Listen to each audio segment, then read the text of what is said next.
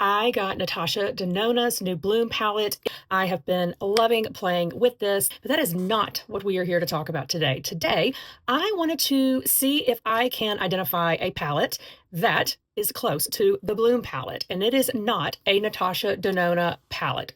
It is actually a Pat McGrath palette.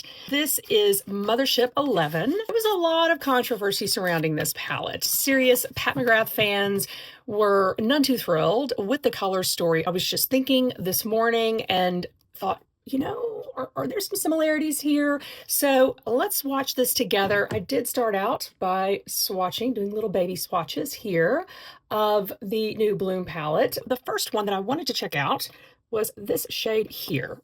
I think that this shade from Pat McGrath is pinkier than Ren. The next one that I wanted to try is this shade. I am wondering if it's going to match up with this one. Let's swatch that. I think that the Pat McGrath shade is a little browner than this one here. Let's take a look at this deepest shade in the Pat McGrath palette. Could probably try that up against, I believe this one is called Bark.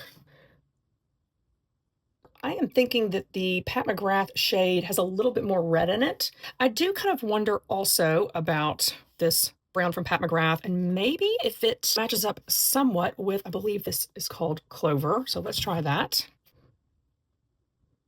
Let me get a darker swatch of Clover, but that could be pretty close. Picked up quite a bit that time. So you can see how those look up against one another. Let's take a look at some of these shimmers, which I think are going to be harder to match. Obvious one to me is this sort of peachy shimmer shade. I am going to swatch that up against this shade. That is the matchup there. Wow, Pat. I don't think this is a quality issue, although I am always wowed by the shimmers and metallics from Pat McGrath. I think that this shade from Natasha is it's intentionally lighter.